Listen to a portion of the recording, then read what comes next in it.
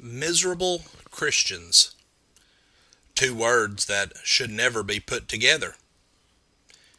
But yet there are some children of God today who feel little joy, who rejoice very little. Their lives are in misery most of the time. But why?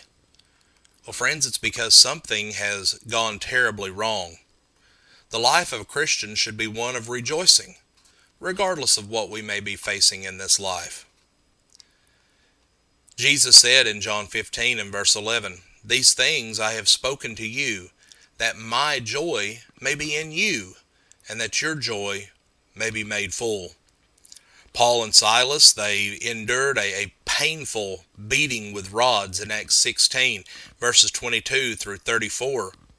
But after this, around midnight, Paul and Silas were praying and singing songs of praise to God. And the other prisoners that were there, they were listening to the things that they had to say. Now don't miss the significance of this verse. Their behavior contributed to a great opportunity to teach, and the result of salvation for the Philippian jailer as well. But two important things are missing in the lives of miserable Christians, and that is contentment and perspective. And the second relates to the first. Misery must issue from dissatisfaction with one's circumstances. The dissatisfaction is the result of perspective gone askew, which leads to faulty expectations. The dissatisfaction emanates from a self-focus and a worldly focus.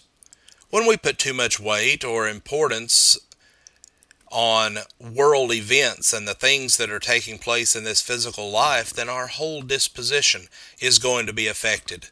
We lose sight of the bigger picture, the things in the spiritual realm, those things that really matter.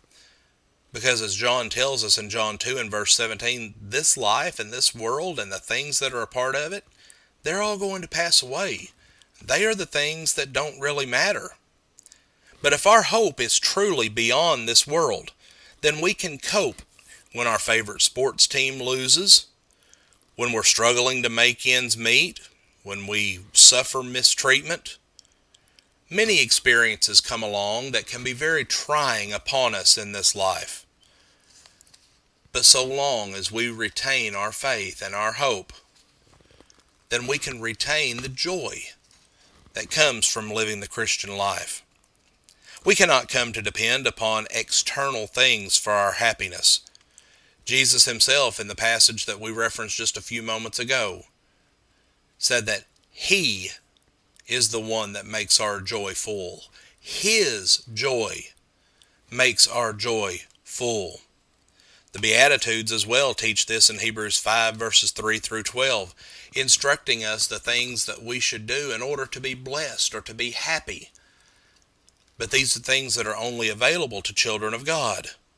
Regardless of any type of persecution or any type of hardship that may come along in this life, if we stay faithful to the Lord, then we will have that joy in this life. But also constant misery is also an indication of inadequate fellowship with God. And God provides a solution for these troubles in the context of being anxious for nothing. We have instruction about rejoicing, contentment, the source of strength. And ongoing misery should be an indication of one's need to be seeking out God's will, to be seeing what may be missing from their life, and finding a way to repair those things. One of my favorite verses in one of the hymns that we sing is verse 3 of the song, "The Lord has been mindful of me." In this verse it says these words, "I'm rich, I'm saved, I'm happy. I've health and prosperity. I've friends, I have doors ever open. The Lord has been mindful of me." Now friends, that's a verse with a lot of very exciting concepts. And what the writer of this song is indicating in this is that as a Christian, we are of all people most blessed. So in the days when you're suffering, In the days where you may feel yourself becoming a miserable Christian, when life seems to be handing you its worst, remember that the Lord is with you, that Jesus will never leave you, will never forsake you, and that His joy will make your joy full. Thank you.